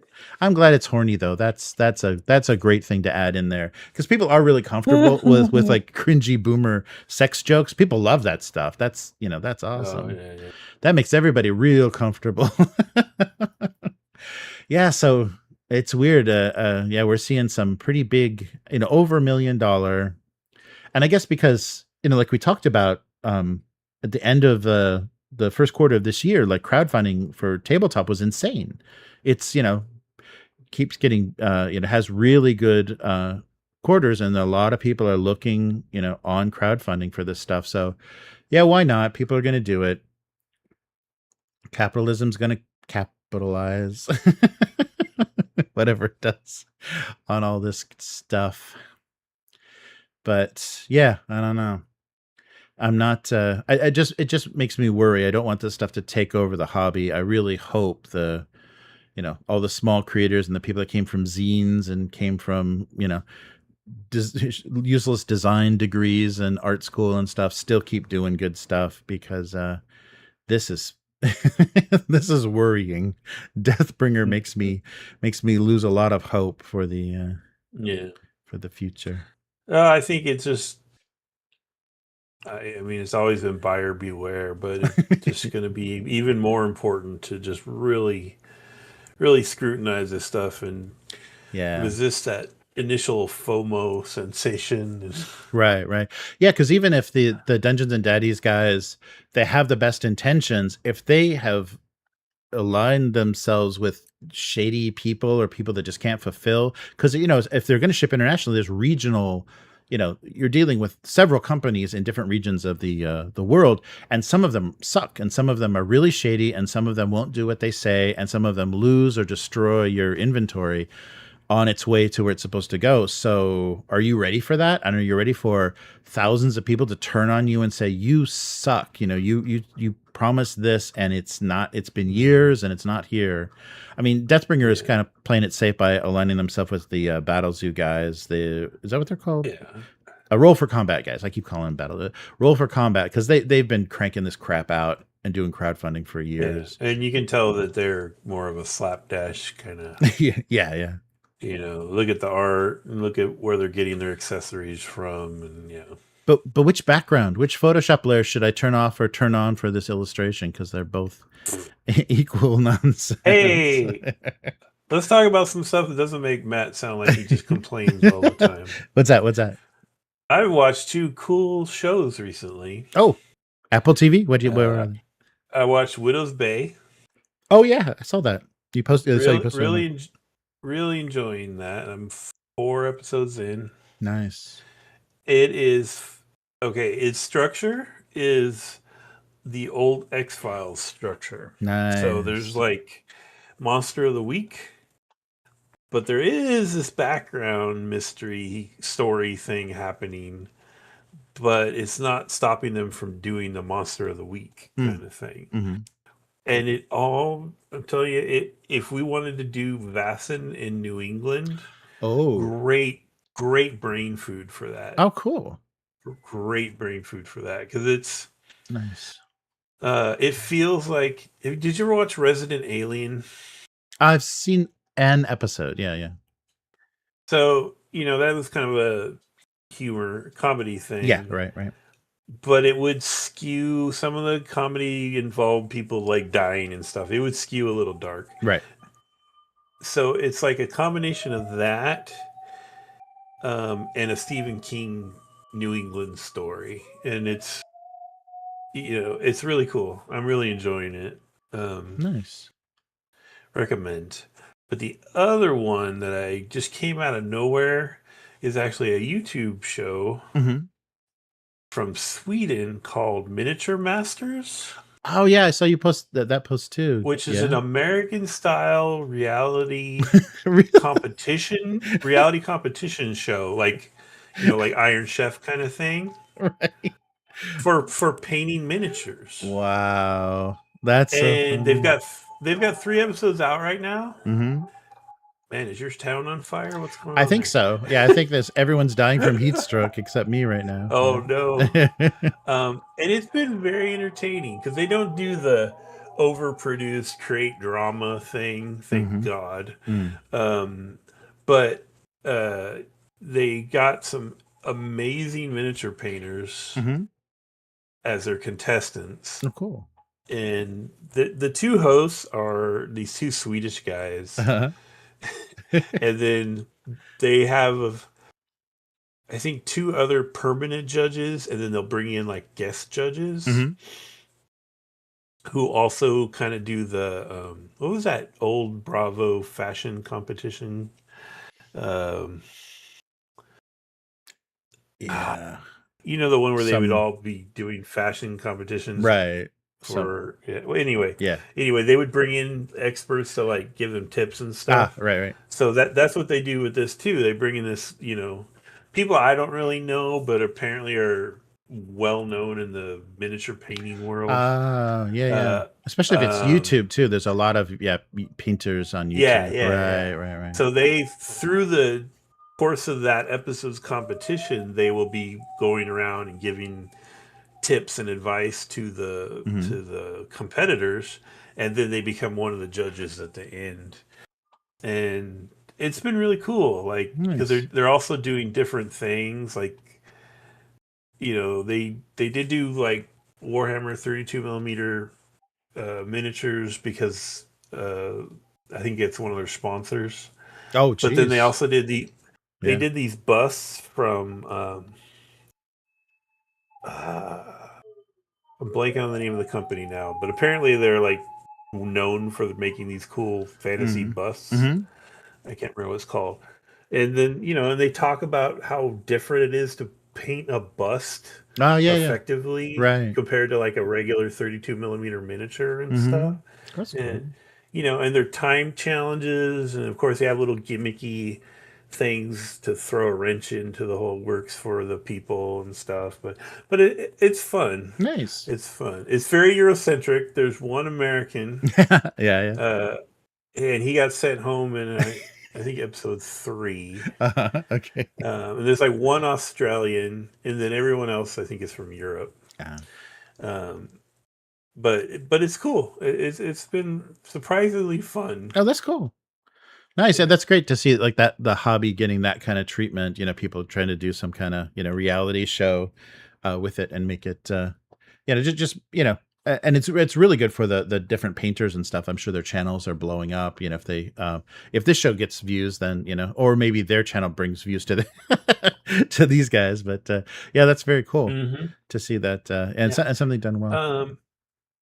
So they have different sponsors throughout. Like there's this German airbrush company that they sponsored. So they have these cool German airbrushes they're using, and they have this whole room of miniatures, and then they have like their paint sponsor people gave them set up like a whole huge room for them. Nice. Yeah, it's really neat. It's really neat. It's funny. Oh, go ahead. Nice production values. Like it looks like a real show, or like it Oh yeah, oh cool. yeah. It's cut. It's edited. It feels like an American reality competition show. Wow. It's like Cool. they do the little confession booth thing, but thank God they don't get dramatic in those. Yeah, right. Except for the one there's one French guy. Mm. And that guy is a hot mess. It's hilarious. He's like breaking shit throughout the whole thing. Oh And he's like wow. always the last one to finish, and like it's funny. But Interesting. Nice. but yeah, no, it's cool. I enjoyed it. I recommend it. It's on YouTube, so it's obviously free to watch. And But what's yeah, it called it's again? cool. What's the title of Miniature Masters, I believe. Okay, cool. It's on a channel with a funny name because, like I said, they're Swedish guys. Right. So it's their own hobby channel. That's cool. I'll look it up. Yeah, Miniature Masters. Squidmar Miniatures is a channel. Oh yeah, that guy. Yeah, that guy's pretty huge. He's got his own like paint sets and stuff that were produced. For he's a pretty big channel. That's cool. Yeah, I'll put a link in the thing. Wow, I can't believe they're branching out. But yeah, I can't believe they're branching out to like do reality shows and stuff. That's huge. That's hard to catch up with. Nice. Yeah, I've just been rewatching Justified. I'm loving that show. Oh, Yeah, love Justified. Yeah, I love Justified. I finally read the short story that the whole thing is based on, Fire in the Hole, the Elmore Leonard story. So you read that? Wow. yeah, that story is just the first episode, and the Walton Goggins character dies. He kills him. So Raylan kills him, and that's the end of the story. But for the show, they couldn't just do, one does, but maybe for the pilot, they did that. And so maybe they weren't sure they were even going to keep Walton Goggins on. So maybe that was the pilot, and he's shot in the heart. So we don't know if he's dead or not. So then that gave them the freedom, like, yeah, if you like this. But the thing that I think they did really well, and they pulled from a lot of his stories, because I've listened to a lot of his stuff on audiobook. And they pulled from a lot of different novels and stuff to come up with the characters and the settings and stuff. But I think it's really authentic to how good he is at establishing a character, establishing their background. Like, you have sympathy for them, and that's the tension in the whole show. Is he's from a bad background, but he became a lawman. His daddy's a dirty, no good thief in the haulers, and the tension between those two worlds, and they establish empathy on both sides for people stuck in these situations right away. Even the biggest scumbags, you're like, yeah, but he loves his mama. There's always something that takes the edge off the real scumbags. And so I think for RPGs and stuff, that's a really, if you have that skill, I think that's a really good thing to be able to do for like an NPC or something, to not instantly say, oh, that's this guy, that's this kind of guy, that's this shady guy, but give them, round them out a little bit. Because I think that establishes character so fast and so well. It just and I think that's all from Elmore Leonard's writing, but the writers for the show are able to recreate that really well, and it's just cast so well. All the actors are freaking amazing, and so when I'm watching it, I'm flashing back to our indie game, our Outgunned. Indie Heat. Indie Heat. There's a little bit of vibe there for sure. Yeah, totally. Like we're the hitting when we went into the trailer with the drug deal. Like I was like, oh, this is so good. Yeah, you did a great job with that. Yeah. Yeah, good stuff. I never did watch that comeback season. Was it set in like Detroit or something? Don't. It's not a Raylan story. Yeah, they swapped Raylan Givens into a story that it's not him. It's a Latino, like ex-military guy that is in that story. And so that original story is good. But when they put Raylan in there, it doesn't make any sense. Like he's the guy is not really fish out of water, and they tried to skew it. So some of the beats of the story are in there. It's not worth it. I mean, and Oliphant's kind of getting old and saggy, and he's not as he doesn't look like Raylan anymore. But they knew that was flopping, whatever that. I think it was just like a made for streaming short season. They knew that show was flopping because they brought Walton Goggins' character in the last episode, and so he got out of prison, or he's back. He's back. So the kind of Batman Joker tension they have going throughout all 6 seasons, they knew that wasn't working, and the Raylan character didn't work in Detroit. It was just like, what the hell, it was weird. So yeah, it's not worth watching. I wouldn't recommend it. But original show is awesome. I think. Did you ever watch Longmire? No. Okay, highly recommend. It's not as good as Justified, I'll be upfront, but it's good. And it's a famous actor who plays the main character, but I can't think of his name right now. But anyway, it's like a sheriff in a small, I think he's supposed to be Montana town. And he's real old, and he's a widower, and he's just about done with everything. He's literally kind of on the 6 months from retirement sort of thing. And it gets into this really interesting kind of Justified thing where, how, like, Justified, you'd have like your whatever the thing is he's investigating, but you would have all the town characters and all his relationship stuff with people in the town. Right. All that extra layers of stuff, and then his own personal nemesis on top of that. Longmire has that too, and it's really fun. But he's like this old, grizzled, worn-out dude. Kind of has that Harrison Ford quality. Ah, nice. Old man Harrison Ford quality. And I could totally see they just take a little pause and then come back and do like the old, grizzled Raylan Givens. Yeah. I think they could do that. No, that yeah. But anyway, it's not as good as Justified. I'm gonna be totally honest, but it is good. Nice. I would check it out, and it has my weakness in it. I saw his deputy is Katie Sackhoff. I saw that. Yeah. Yeah. Have you been watching her podcast, like YouTube stuff at all? She's got an awesome channel where she interviews other actors and stuff and just talks industry stuff. And she had a thing where her and her husband were rewatching Battlestar Galactica. And she's so much older now, and so she's like she was so new to acting and everything. She's insanely charming, and she's had some really shitty roles. Like, I haven't liked her in a lot of weird roles that she's gotten throughout the years, but personally she's insanely charming, and her podcast, YouTube channel, whatever it is really good, especially her rewatching Battlestar Galactica. She's just like, oh my God, I was so young, and we had no idea what we were doing in this scene, and we had to shoot this so fast. And yeah, it's funny watching people look at themselves and like, oh, I'm the worst actor ever, because that was the earliest days of their career.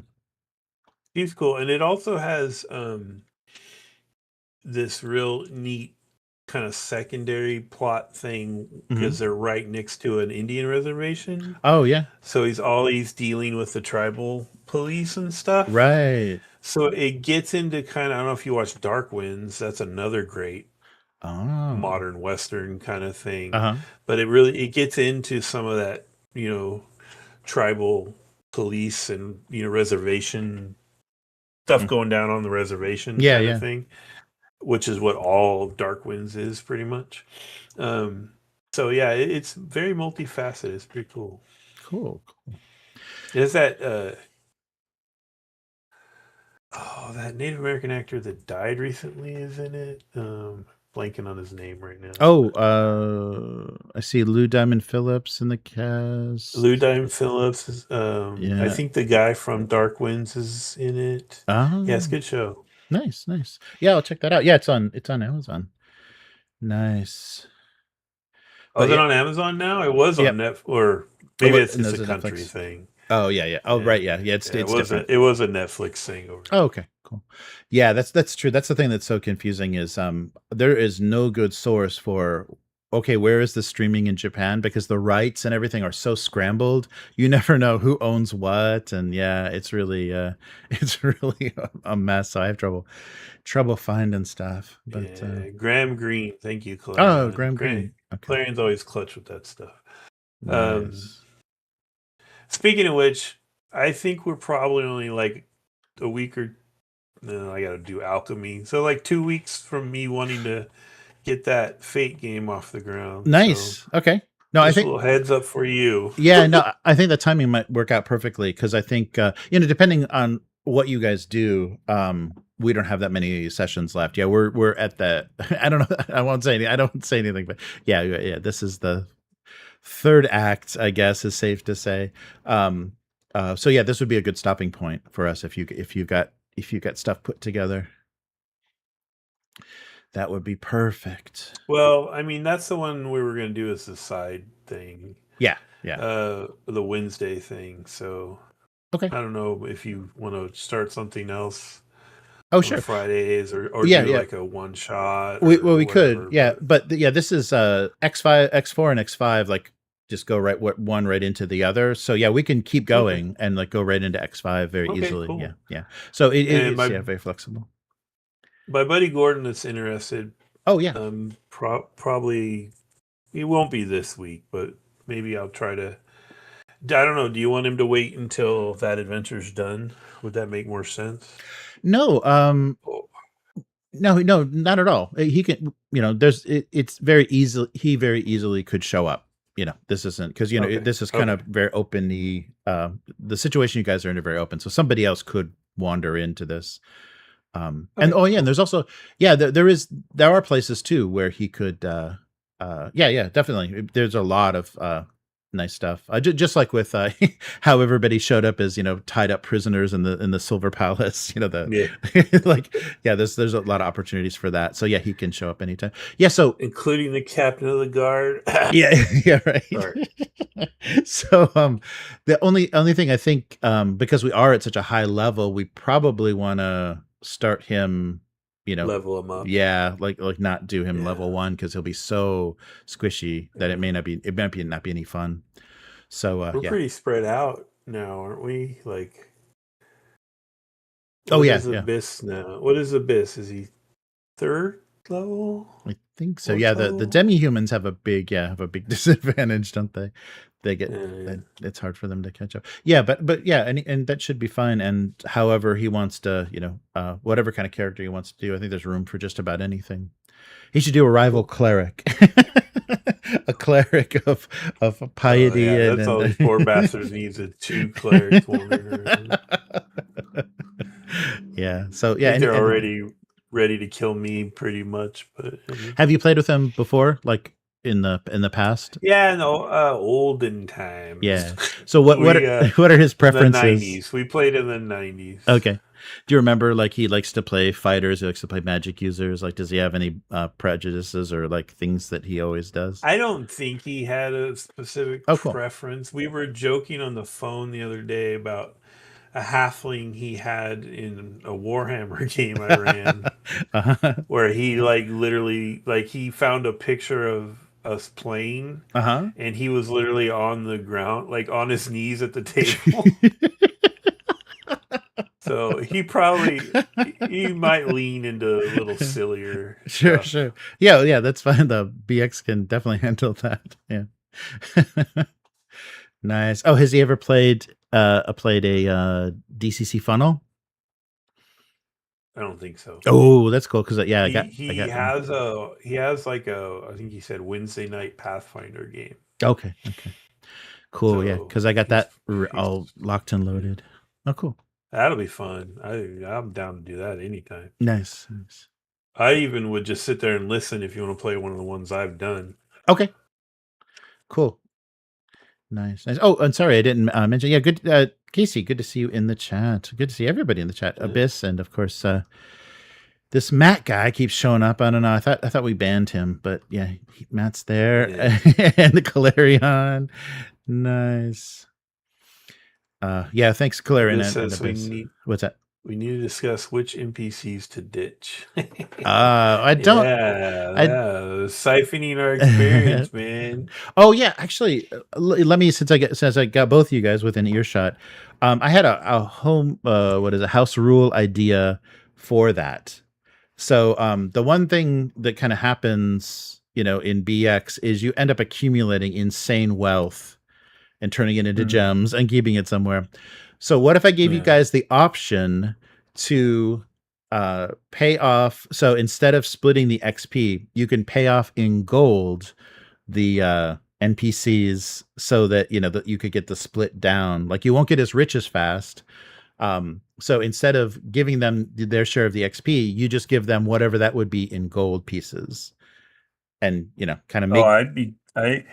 I not only would I be okay with that, that would make more sense to the Padre, because then he's paying for a service. Right. Yeah, so I think that would help, because then we won't be. I mean, because there's tons of modules to play, but yeah, we won't be accumulating insane wealth and leveling up at such a slow pace. Yeah, if we didn't split it 10 ways. So if you just paid off the 5 NPCs or the most of the NPCs with gold, then you guys would only be doing a 3-way or however you wanted to do it, split. So so something like that I think might be fun, because that was the one thing I was reading through. Somebody was asking about old school essentials, and people are doing kind of pros and cons, and I think that was one of the big BX cons is they did eventually with the when they started doing BECME, they started kind of giving you things to spend money on and stuff. But in old school essentials, there are kind of rules for strongholds and wizards towers and stuff, but it's not huge. And it's not going to be something that it's going to be like this machine that's going to generate something for the character. It's just going to be this thing we talk about. But so I think that would be cool to come up with a way to kind of keep your XP, not split so far, but still, because you are under leveled for the adventure, not have you be so vulnerable to one shots from hydras and stuff. Yeah. Abyss is going to pay Matt for his share. Apparently we have 9 NPCs. That's nuts. Right. Yeah. Oh, that's right, with the girls. Because they're not like torchbearers. They're all competent. Right. Yeah. Some of the ones you brought are perfect for that level, perfect for that adventure. Yeah. So we can play around with it. We'll discuss that. If we play tomorrow, we'll discuss that, and we'll talk about it on the Discord too. Oh yeah. Terry and I went to a pub quiz, and he's available tomorrow. Oh, good. Oh, thanks for asking. Yeah, cool. I'll bring that up one more time in the Discord. So yeah, that is gonna do it. So look for us doing old school essentials tomorrow, as long as the technology holds up, and we will be back soon. Yeah, so thanks so much to the patrons and members, and Abyss for hanging in there as a member for YouTube, and get some new stuff, new content that's gonna mostly be members only. So I'll tease it, and then we'll put that in Patreon and YouTube members. And thank you so much, Matt, for co-hosting, and hopefully see you tomorrow for some more dungeon crawling, some abbey crawling. I guess this isn't a dungeon. You're crawling an abbey. So we'll do that. Abbey, he's right there. There's Abbey. Oh no, Abbey in the Abbey. And hopefully that will go well. So take care, everyone, and I'll see you again soon. Bye-bye. Goodbye.